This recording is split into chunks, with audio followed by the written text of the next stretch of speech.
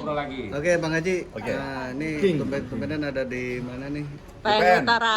dan Utara. Lagi ngapain? Jadi saya datang ke PN Utara ini pertama kepengurusan saya untuk bakal calon legislatif dari Partai PKN, dan kedua sekaligus saya datang ke sini untuk mengurus nama baru saya biar mendapat perlindungan hukum. Jadi paten. Itu jadi insya Allah, alhamdulillah kemarin tanggal 29 Juni saya mematenkan nama baru saya, yaitu di depannya tambah King. Jadi King Saipul Jamil. Harapannya nama ini membawa keberuntungan. Amin. Karena setelah saya revisi, nama Saipul Jamil itu baik, tapi kurang terlalu kurang terlalu beruntung sedikit. Kenapa saya bilang kurang beruntung? Ada aja masalahnya, saya masuk penjara, ya kan? Saya pernah kecelakaan, saya sakit, terus saya diiri-iriin orang gitu kan. Jadi alhamdulillah, jadi kemarin itu ada orang baik menginformasikan ke saya gitu. Saya nggak kenal, saya baru kenal itu sekitar hampir 1 minggu. Oh. 1 minggu, nggak tahu kenapa saya percaya banget gitu. Dia ADM saya di di Instagram. IG saya yang lama, Saipul Jamil. Sekarang kan ada IG baru namanya King Saipul Jamil kan. Yang itu udah centang biru. Dia datang, assalamualaikum. Salam. Dia menjelaskan bahwa Bang Ipul, kalau nama Bang Ipul Saipul Jamil yang sekarang takwilnya seperti ini, dijabarin nih. Ya kan? Dijabarin begini-begini. Awalnya saya nggak percaya gitu kan. Nah, saya tes aja gitu. Saya tes tentang nama-nama yang lain gitu. Terus dia jabarin nama Inul Daratista. Inul Daratista bagus kata dia. Jabarannya kalau dia punya bisnis sukses. Terus karir melejit gitu kan. Terus ada berapa lagi contoh nama lagi lah saya kasih ke dia gitu. Masuk akal atau tidak gitu kan. Tapi saya nggak gampang percaya juga gitu. Tapi saya terus komunikasi sama orang itu, komunikasi. Kok tiba-tiba saya kepikiran gitu. Berhari-hari saya pikirin, saya konsultasi sama abang saya gitu. Ya nggak apa-apa sih, yang penting lu jangan ganti yang lainnya aja dah gitu. Kalau nama mah ibaratnya masih maklum lah ya, karena hampir semua orang juga pasti mengalami hal yang sama kan, gara-gara nama tersebut sering sakit atau tidak menemukan keberuntungan, itu hal yang wajar gitu. Ya udah coba. Dia kasih 3 pilihan, ada Saipul Kamil. Jadi gue inget jadi Pak Ridwan Kamil kan. Saipul Kamil, atau depannya T, Saipul Jamil. Atau ada satu pilihannya lagi, King Saipul Jamil. Gue sempat berpikir juga sih, aduh kalau gue King, ntar gue sangkanya gue ngikutin si Nazar lagi. Gitu kan. Tapi udahlah, bodo amat lah, gue pikir yang penting gue selamat, sehat gitu dengan namanya. Akhirnya saya meyakini, ya Allah mudah-mudahan ini memang dari petunjuk Allah gitu kan. Karena memang saya kan beberapa tahun ini menemukan keapesan terus lah gitu dalam hidup ya. Jadi kecuali kalau dalam hidup baik-baik aja, ngapain saya ganti nama, itu nama udah bagus kan gitu. Akhirnya saya pikir udah, saya insya Allah saya akan menggunakan. Dia senang banget. Saya tanya, kamu orang mana? Dia orang Kalimantan Selatan. Gitu. Akhirnya udah, kata dia mengisarkan saya, ya udah kalau kamu ganti nama tanggal 29 pas hari Idul Adha. Lebaran Idul Adha. Sekaligus kata dia kalau memang Bang Ipul motong korban, mulai hari itu Bang Ipul gunakan nama baru itu King Saipul Jamil bin bapaknya. Oke, siap, alhamdulillah saya sudah lakukan semua. Bener, saya nggak bohong. Begitu saya hari itu tanggal 29 saya mempublikkan, sementara kan belum publikin ke teman-teman wartawan ya, masih ke medsos pribadi saya gitu kan.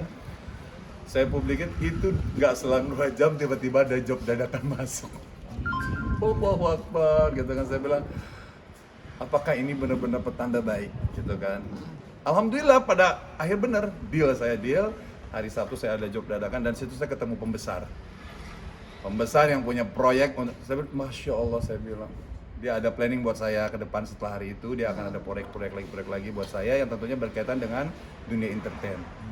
Nah, dan saya nambah meyakini lagi. Akhirnya saya hari ini persis tanggal 3 Juli saya memberanikan diri untuk mengganti nama saya King Saipul Jamil. Jadi secara administrasi pun nama itu ganti. Kan kadang-kadang ada KTP enggak, Iya, ya iya. kan?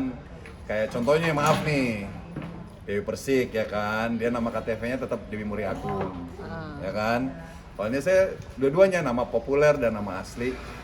Cuman bedanya depannya tambahin King ya. Bismillah, mudah-mudahan saya minta doanya dari masyarakat. Semoga Amin, nama amin. ini adalah membawa keberkahan dan keberuntungan buat saya.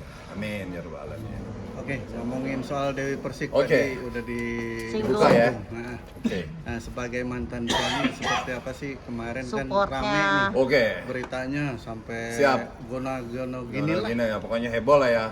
Kebetulan untuk kasusnya Mbak Dewi Persik, saya panggil Mbak nih sekarang. Udah nggak mau manggil Mami lagi. Kenapa? Nggak apa-apa. Dan sekarang saya juga minta tolong sama teman-teman semua di rumah. Mulai sekarang jangan pernah panggil saya papi lagi. Cukup panggil Bang Ipul atau King Saiful Jamil. Terserah mau mana yang nyaman. Jadi, oke, cerita tentang kasakusuk saya bilang ya. Sebenarnya kasakusuk nih. Ini bukan sesuatu yang besar, tapi kalau dibiarkan akan jadi besar. Jadi saya gini-gini juga kan bukannya kepo. Kita wajib mengetahui apa yang terjadi di sekeliling kita.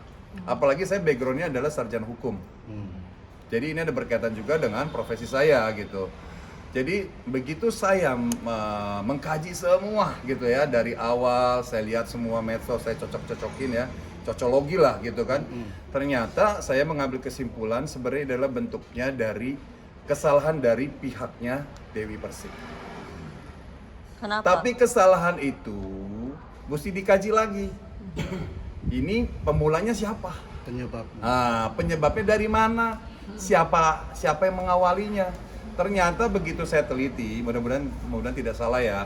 Ini berawal dari asisten yang miskomunikasi menyampaikan sesuatu kepada Mbak Dewi Persik. Oke, perlu diketahui Dewi Persik itu adalah mantan istri saya yang pertama. Ya. Mantan istri saya yang pertama, istri saya yang kedua adalah almarhumah Haja Virginia Anggreni yang meninggal dunia. Ya. Jadi ternyata setelah saya teliti adalah ini ada akibat dari sesuatu yang tidak dikonfirmasi terlebih dahulu. Ya kan, dapat berita ya kan dari asistennya Dewi Persik tidak dikaji lagi, terus dia emosi, terus dia langsung up ke medsos ya dengan mengatakan, mohon maaf nih, ini saya hanya mengulang ya. Mengulang, dan itu ada buktinya mengulang. Dia bilang katanya Pak RT minta uang 100 juta. Saya baca statement itu dari mulutnya Dewi melalui Instagramnya dia, saya terkejut. Saya bilang kurang ajar banget nih, masa begitu gitu. Nah akhirnya, tapi saya juga nggak gampang percaya gitu kan. Ternyata itu adalah kesalahpahaman dan Dewi menjadi korban sebenarnya. Dia itu korban dari kesalahpahaman ART-nya yang menyampaikan kepada bosnya, dan bosnya nggak nyelidikin dulu itu ya kan, langsung terprovokasi lah dengan kata-kata itu, menyebabkanlah peristiwa ini yang heboh sampai sekarang gitu. Jadi kalau saran saya sih sebenarnya ini ART ini yang menyampaikan hal seperti dinasehati atau dikaji ulang lah, dikaji lagi lah gitu kan, biar nggak ada. Soalnya di sini yang rugi Dewi Persik, ya kan ya. Saya sebagai abangnya juga tidak maulah dia tuh sampai berlarut-larut masalah ini ya, gitulah. Saran saya sih sebenarnya tinggal berkata jujur aja gitu kan, nggak usah lagi ditanya, nggak usah lagi memperkuat. Soalnya kalau saya bilang nanti lama-lama kemana-mana nih, ya kan. Kasusnya udah kemana-mana nih, udah nggak jelas, udah nggak pada intinya gitu. Udah intinya cuma Pak RT itu nggak senang difitnah karena dia dibilang minta duit 100 juta dan nolak kurban, itu dia. Ya, siapa juga orang yang mau difitnah? Saya yakin nggak ada yang mau difitnah, apalagi dia adalah seorang aparatur negara ya, yang paling terbawah ya, artinya maksudnya tingkatannya gitu kan. Tetap tanggung jawabnya besar gitu kan. Kalau udah soalnya berkaitan dengan uang, ini udah sensitif dan bisa dikatakan korupsi atau seandainya pemerasan bisa gitu. Pungli. Atau pungli kan, nanti kan kasihan juga PRT-nya gitu. Jadi ya sebenarnya sih seperti itu. Jadi namanya manusia ya, tak seorang pun dalam dunia yang tak pernah berdosa, karena sudah kodrat manusia tempatnya salah dan lupa gitu. Jadi memang kita manusia, tempatnya salah lupa gitu. Makanya alangkah indahnya ya, alangkah indahnya gitu. Jadi Jangan nyanyi lu. ya oke. Intermezzo lah, jangan terlalu serius lah. Kita tuh menghadapi sebuah problem tuh jangan terlalu Iya, nyanyinya sekali aja. Jangan terus. satu kali kehilangan. Oke. Jadi begitu ya. Jadi apa namanya, sebenarnya gini, orang yang baik bukan yang Iya, tidak nyanyi lagi. pernah melakukan kesalahan, ya kan? Iya. Tapi mau menyadari kesalahannya dan memperbaikinya tuh. Jadi orang baik itu ternyata bukan tidak pernah melakukan kesalahan gitu. Jadi sebenarnya mengakui kesalahan itu justru sebuah hal yang baik. Itu artinya berjiwa besar. Oh iya Pak RT, saya mohon maaf. Ini keliruan dari pihak kami yang dimulai dari ART saya. Duduk baik. Apalagi, oh ya, salam hormat Pak RT dari saya. Pak RT, tamu kehormatan. Jadi buat Pak RT salam hormat dari saya, salam kenal ya. Saya jadi penasaran juga sih. Sungguh mati aku jadi penasaran. Penasaran pengen ketemu Pak RT ya. Beliau tuh, saya lihat dari wawancaranya itu beliau tuh santai kan, ada ketawanya. Itu sebenarnya waktu bertemu di masjid itu tuh sebenarnya serius santai. Tapi Mbak Dewinya ini dia apa namanya menghadapinya dengan serius dan dengan urat tinggi gitu. Salah sebenarnya. Sebenarnya enak loh kalau kita ketemu dengan apa namanya dengan rival kita ya. Artinya yang kita anggap ada masalah, kita duduk santai, nggak tegang tuh enak gitu. Sebenarnya seperti itu. Cuman ya itu saya bersaran bahwa semoga Dewi kedepannya dikelilingi oleh orang-orang yang benar-benar mampu mengambil mampu membuat dia adem. Karena saya selama 3 tahun saya tuh tahu karakter mantan istri saya yang pertama. Jadi beliau itu memang gampang percaya gitu. Kalau ada orang nyampein sesuatu ke dia tuh nggak dipakai saring-saring, langsung ya percaya begitu. Ternyata itu tidak baik ya. Ternyata maksudnya sifatnya seperti itu belum berubah gitu. Jadi ya saran Bang Ipul nih, Mbak Dewi ya. Ini mudah-mudahan ini menjadi yang terakhir kali. Misalkan ada gosip, itu kan masih gosip, masih belum benar kan? Pak RT minta duit, masih gosip ya. Jangan langsung percaya. Ya kan, diteliti dulu. Baca Al-Qur'an surat Al-Hujurat ayat 6. Ya, tentang kalau ada orang yang membawa berita, orang-orang fasik yang membawa berita, jangan langsung percaya. Dikaji dulu kebenarannya, bener gak nih si Pak RT ini minta uang 100 juta? Ya kan? Nggak usah langsung keluar-keluar dulu di media di mana. Ini kan merugikan. Artinya sebenarnya dari segi hukum, ini kalau ada orang iseng, Dewi Persik ini udah kena undang-undang ITE. Itu udah murni. Pertama akun dia. Oh ya. Ya kan, akun pribadi dia, dan dia yang ngomong, dan saksinya jutaan manusia. Cuman saya sebagai abang, ya mudah-mudahan tidak ada yang seperti itu. Mumpung belum terlanjur, apa perlu Bang Ipul temenin? Asik ya. Gak apa-apa kalau gue mah yang demi kebaikan, demi kedamaian, berdamaian. Iya dong, ya nggak? CLBK ya Bang ya? Nggak usah, jangan CLBK Bang, saya udah nggak sanggup. Udah sanggup. King, Dia lah, ya siap. termasuk kemarin saat mediasi itu Gagal. Mami DP itu sambil berteriak-teriak memperjuangkan kebenarannya. Ya. Tadi berbicara sifat emang seperti itu kan kalau Ya, Mami DP? Dewi memang punya sesuatu yang unik ya. Dewi itu punya apa namanya sifat yang unik ya. Dia gampang meletup-letup. Makanya saya bilang gitu, dia ini gampang sekali berkobar dan juga gampang percaya sekali dengan omongan orang-orang yang masuk ke kuping dia tanpa memfilter gitu.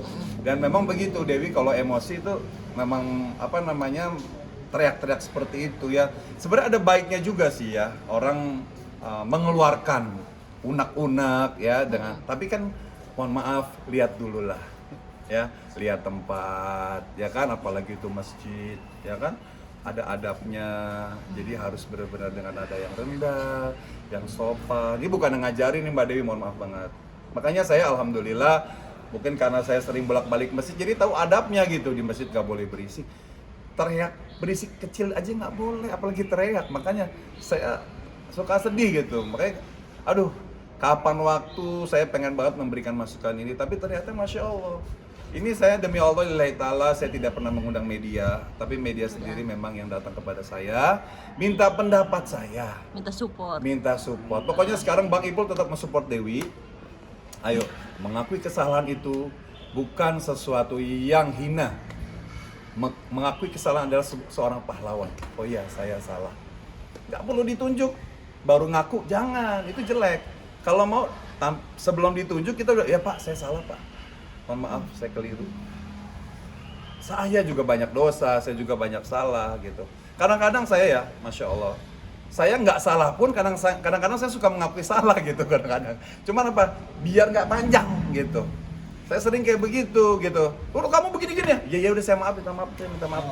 Artinya Mbak Devi ini harus speak up lagi untuk minta maaf. Ya, sebenarnya gini, udahlah.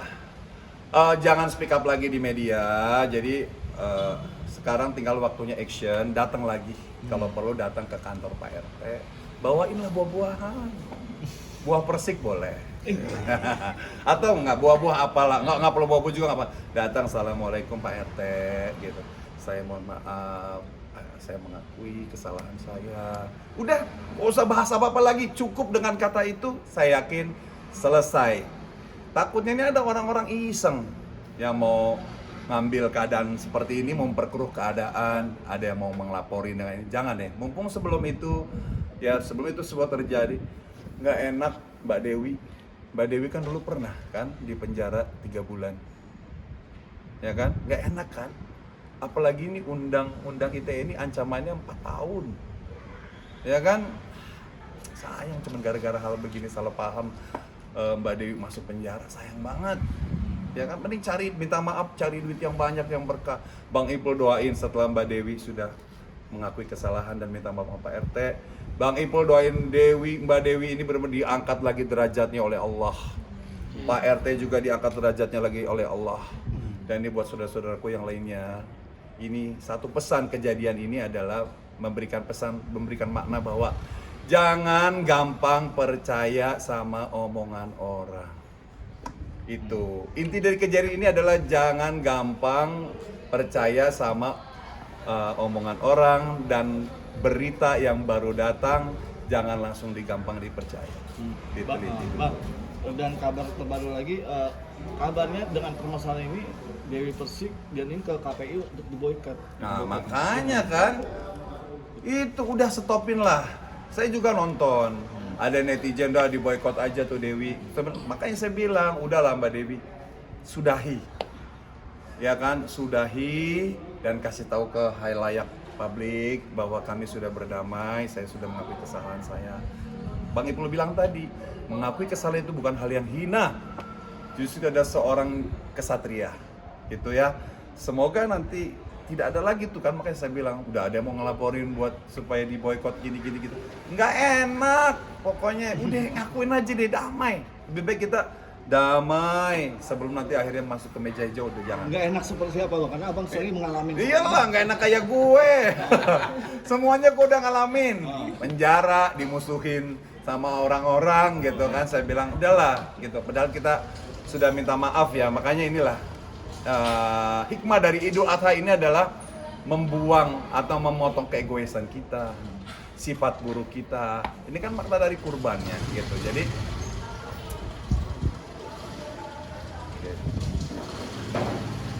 motor.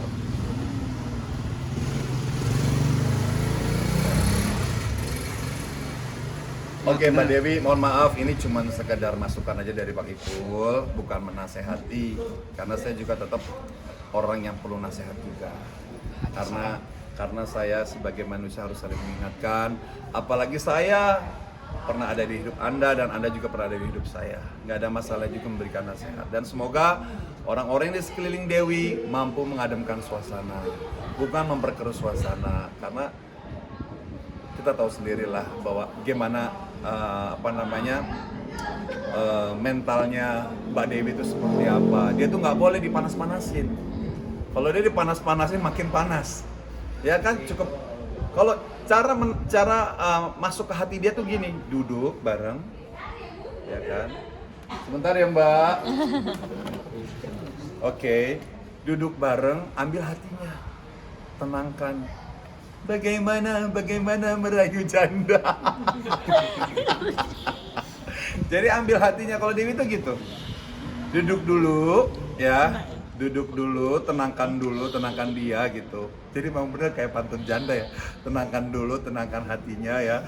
Baru kita kasih masukan ke dia udah tenang, Wi. Maaf ya, Wi.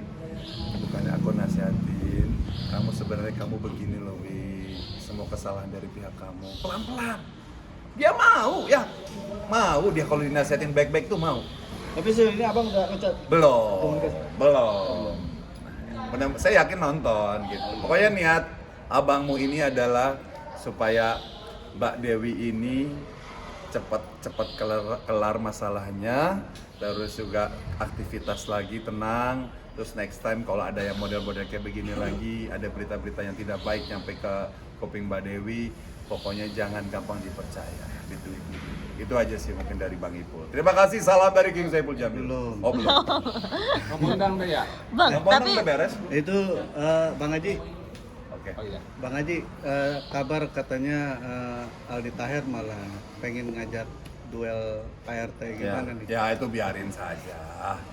Saya kan itu caranya Aldi Taher. Saya nggak tahu dia bercanda atau enggak kan. Yang jelas itu tanggung jawabnya Aldi Taher. Silakan konfirmasi ke Aldi Taher. Gitu. Kalau cara saya seperti ini, ya kan? Cara saya seperti ini. Kalau ada ribut-ribut, saya tuh pengennya ngedamain. Karena dengan damai itu akan banyak turunnya rahmat Allah. Damai itu, karena memang setan kerjanya begitu, memecah belah. Ya kan? Hal yang sebenarnya bisa diselesaikan secara kekeluargaan jadi hancur. Kalau Aldi Taher dengan cara seperti itu biar itu menjadi tanggung jawab dia. Gitu. Kecuali kalau Aldi Tahernya ngajakin duel gue, nah gue akan menjawab. Ya kan? Ini kan dia ngajak duel Pak RT, itu beda lagi. Nanti dulu lah. Itu perkara yang lain ya. Itu biarlah dengan caranya Aldi Taher. Gitu, seperti itu. Bang Ipul, tapi pengen gak sih ketemu Pak RT-nya, maksudnya ikut minta maafin Dewi ya gitu. Mau banget. Gitu. Mau. Cuman gue takut. Takut ntar gue dikatain pansos, gue nggak mau. Ya kan, Anda tahu sendiri kan sekarang kan kadang-kadang niat baik kita suka disalahgunakan. Kecuali nanti Pak RT-nya ngundang gue.